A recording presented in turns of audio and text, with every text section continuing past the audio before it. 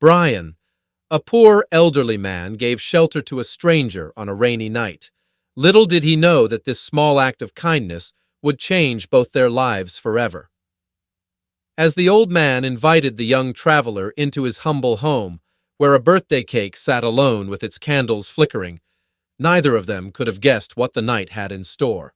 Hello everyone, welcome to Narrative Whispers.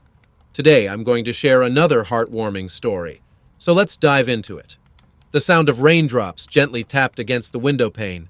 The old man, Brian, walked slowly toward the window, trying to look outside, but his failing eyesight couldn't quite capture the beauty of the rain. A heavy sigh escaped his lips as a thought crossed his mind. Oh, Brian, you are so old that everyone you once knew is gone. They are all gone. Tears welled up in his tired eyes. He blinked them away, turning back from the window and shuffling towards the small dining table. There, in the dim glow of the room, sat a modest birthday cake, its candles flickering softly. He lowered himself onto the chair, staring at the tiny flames dancing before him, the only company he had on this lonely night.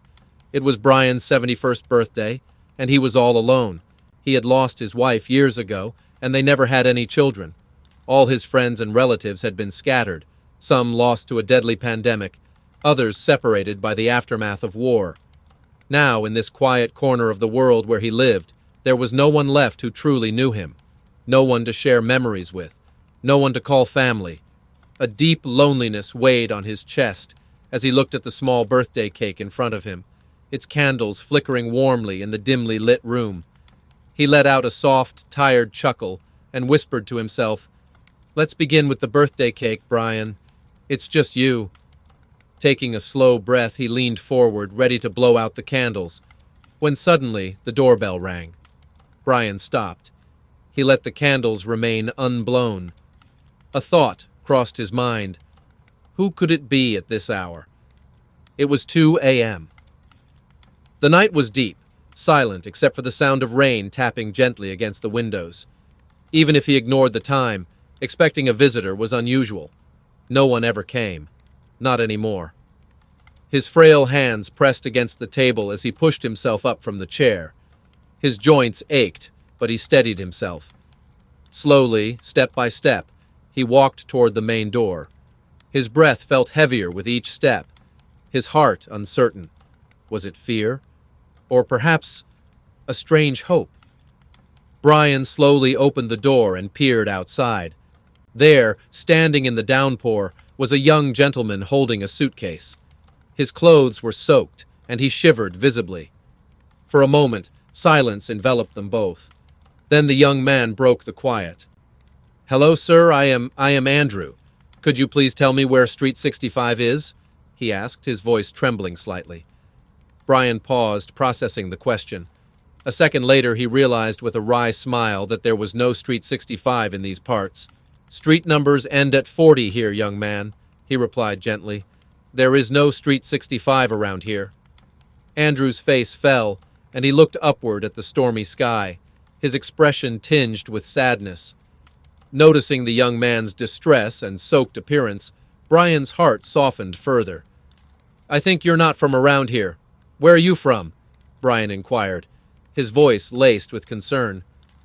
Andrew sighed, his eyes reflecting the weariness of a long journey. "Crown Hills," he replied. Brian nodded slowly. "That's a lot of miles, young man," he said, a hint of sympathy in his tone. Then, after a brief pause, he continued, "If you don't mind, come inside. It's raining heavily, and there is a possibility of a storm." With that, the old man stepped aside, offering a small refuge from the cold night. Andrew accepted Brian's offer without hesitation. As he stepped inside and gently closed the door behind him, he muttered, Thanks a lot, sir." Brian smiled kindly and replied, "Get yourself comfortable. Freshen up." He then walked over to his worn sofa and sat down, as if settling into a familiar routine. Meanwhile, Andrew began removing his shoes and placed his old suitcase on the floor. Glancing around, he took in the sparse surroundings. The house had very little furniture, dim lighting, and even the chairs and sofa looked more like they were made of tattered cotton than anything sturdy. A quiet sigh escaped him as he observed his meager surroundings. This house doesn't look good, Andrew thought to himself. I was expecting people around here to be richer, but I suppose tonight I'll have to compromise. There isn't much to steal here. In truth, Andrew was a thief, one who typically crept into people's homes under various pretenses, stayed the night, and then stole whatever he could. As he looked around Brian's not-so-rich home, a mix of regret and resignation filled him. For now, his plans were ruined by the simple, modest surroundings. Andrew acted normal, freshened up in the restroom, and returned to the living room. His eyes immediately fell on the small birthday cake sitting on the table, the candles still lit, flickering gently. He was about to ask about it when Brian interrupted, his voice warm yet carrying a weight of loneliness. Brian smiled as he saw Andrew back. "There you are. How are you feeling now?" he asked. Andrew nodded politely and replied, "I'm much better now, sir." "Thank you." His eyes shifted back to the cake, curiosity getting the best of him. "May I ask, whose birthday is it?" Brian let out a soft chuckle, his gaze fixed on the flickering candles. "It's mine.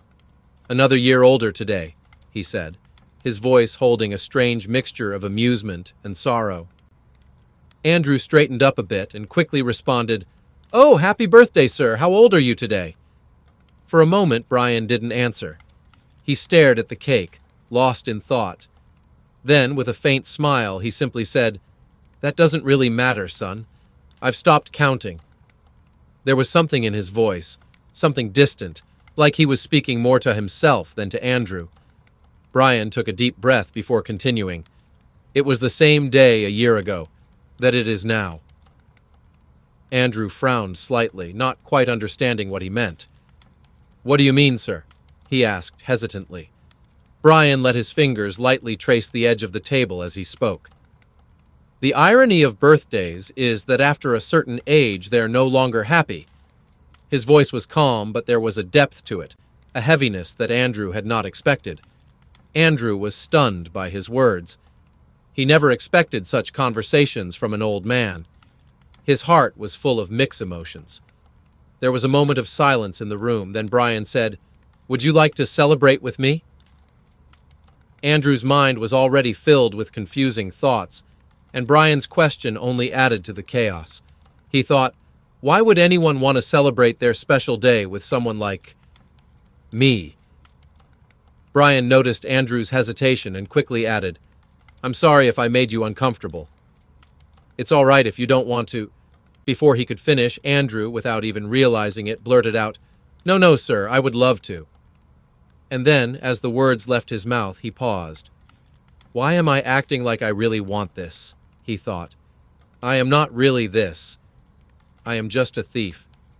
Brian smiled, his old eyes lighting up with happiness. They both sat down, and Brian blew out the candles. Andrew gave a small clap, something he hadn't done in years. Brian then cut a piece of cake, lifted his hand, and offered it to Andrew. Andrew reached out to take it but stopped midway. He hesitated. Then, without even thinking, without even intending to, he broke off a small piece from the same slice and fed it to the old man. He was doing things that felt out of his control. He was being nice. I could just be doing this for show, he told himself. But deep inside, he knew it wasn't just an act. Somewhere, for reasons he didn't understand, he wanted to do this. As he sat there, faking a smile, lost in his thoughts, Brian looked at him and said softly, "Thank you, young man, for being such a nice company to me after all these lonely years. I could never say enough thanks to you." Andrew quickly shook his head. No, it's all right. You don't need to thank me. You gave me shelter, and I should be the one thanking you." Brian looked at him, his expression unreadable. Then he said, "Shelter is one thing, but loneliness is worse." Then, as if remembering something, Brian stood up. "I'll be back. Wait for me here." Andrew watched as the old man walked slowly toward the other room. He sat alone now, staring at the table, fighting his own thoughts. Why am I feeling like this? Why does this man's words feel like needles piercing through me? He had done this before, stayed in people's homes, waited for the perfect moment, and stolen whatever he could. It was a simple routine, but tonight something was different. The weight of Brian's words was sinking into him, deeper than he wanted to admit. After some time, Brian returned with an old wooden box. He placed it gently on the table, his wrinkled hands running over its surface, as if reliving the memories trapped inside. Andrew's eyes followed the box closely, curiosity growing within him.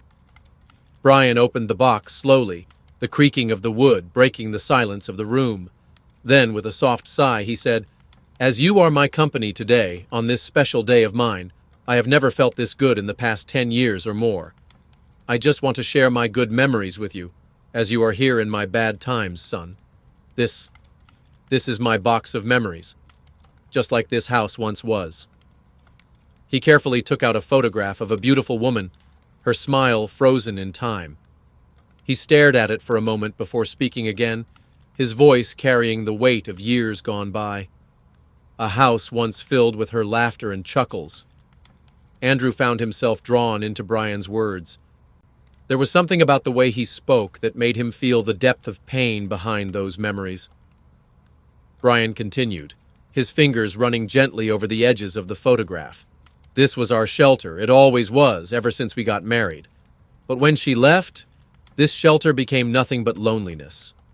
Her memories are all around here, but she is not." Andrew felt something shift inside him.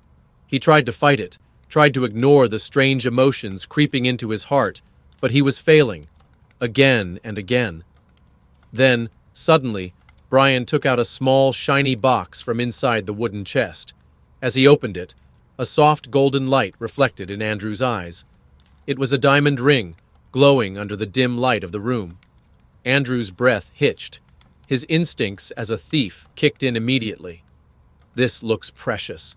The shine is speaking to me. I think I've found what I need." But at the same time, an odd sense of regret and guilt stirred within him. He tried to push it away, to silence it, but the feeling only grew stronger. Brian held the ring in his hand, his fingers trembling slightly as he spoke. This is her wedding ring. Mine got lost, but I kept hers. Touching this ring reminds me of her voice, her soul, the warmth of her presence." He paused, his voice growing unsteady. "She wore this every day, until she... His voice cracked, and he lowered his head, trying to hide the tears that were rolling down his cheeks. Andrew felt something tighten in his chest, a strange ache he hadn't felt in years. A wave of emotions washed over him, and before he knew it, his vision blurred slightly with unshed tears. He blinked rapidly, trying to hide them. Brian, still looking down, continued in a low voice, "After all, this is my last birthday here. I'm selling this house." Andrew felt a sudden jolt in his heart. He looked at Brian, shocked. Somehow, the thought of him leaving this house full of such beautiful memories felt wrong. He hesitated before asking, "But why, sir? I mean, I know you miss her, but this house, this is all you have left of her. It's the most precious thing. Many people would give anything to hold on to such memories." Brian gave a sad smile. "You're right, son, but I have no other choice. I have to sell it.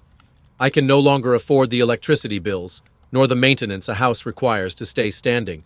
And I am too old now. I can barely work, barely see. My body is not what it used to be." Andrew swallowed hard. He wanted to say something, anything, but the words wouldn't come. After a pause, he said hesitantly, "But you have the ring. You can sell it." Brian's expression changed instantly.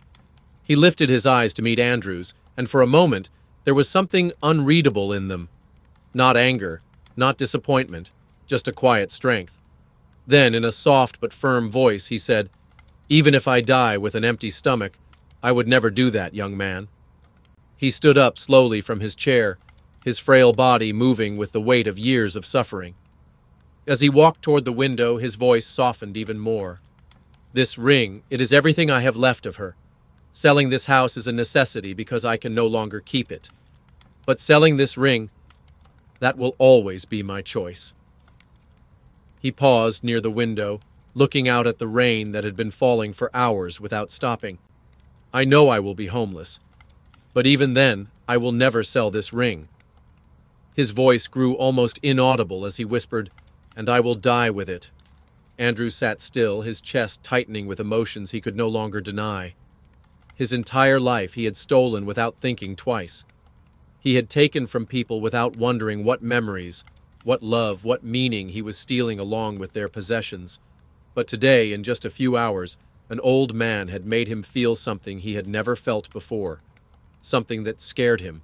Something that changed something in him. As the old man stood by the window, lost in his thoughts, Andrew couldn't hold back his tears any longer.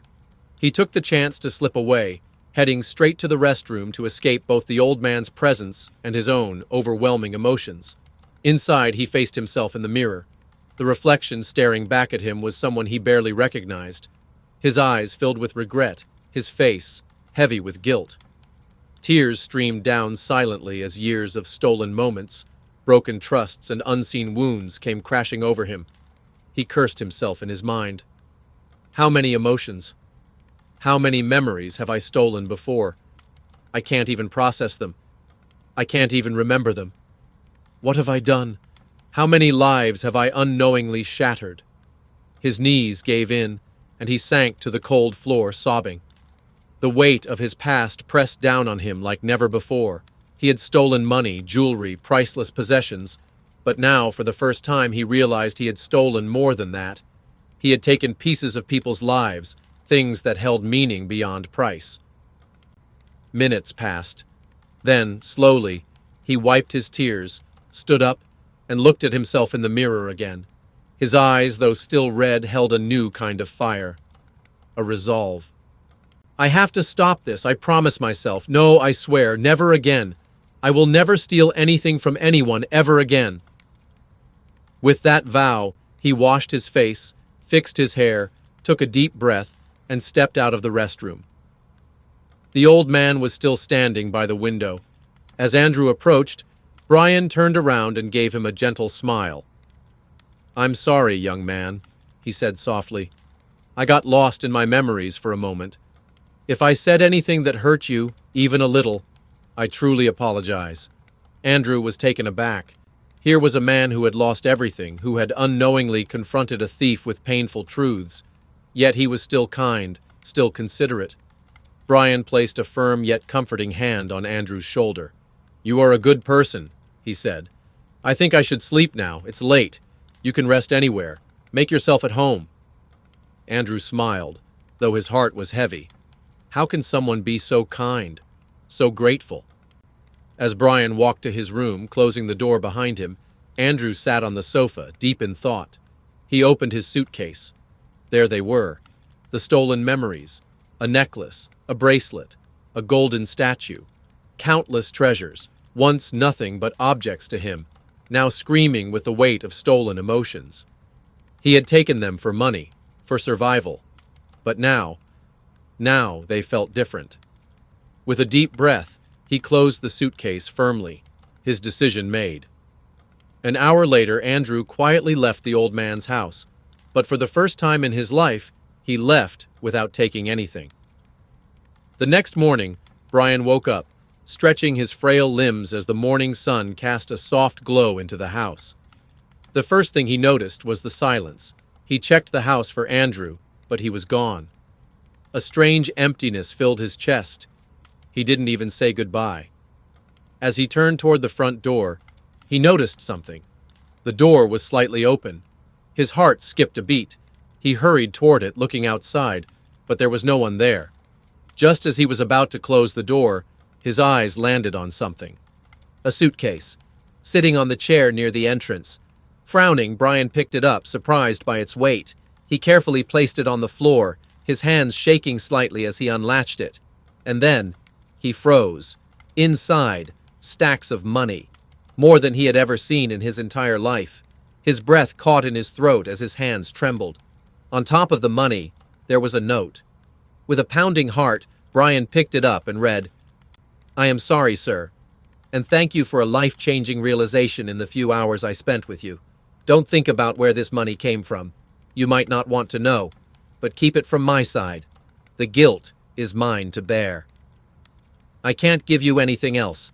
This is a small gift from me, nothing more than what I can offer. Please accept it. And I have one request. Please don't sell this house. It holds more love and memories than any treasure I could ever steal. A thief, Andrew." Brian sat there motionless, reading the note over and over again. Tears welled up in his eyes. He understood everything now. This young man, a thief, a stranger, had come into his life for only a few hours. And yet, in those few hours, something had changed within him. A heart that had spent years stealing had finally learned to give. Brian wiped his tears, a deep warmth filling his heart. Looking around his home, the home he had been ready to abandon, he whispered to himself, "Well done, son. May we meet again if this shelter allows us to gather more memories together." A heartfelt smile spread across his face as he closed the suitcase. For the first time in years, Brian didn't feel lonely anymore. Thank you for listening to this story. If you like it, please do not forget to like, share it with your friends, and subscribe to the channel. See you in the next story of Narrative Whispers.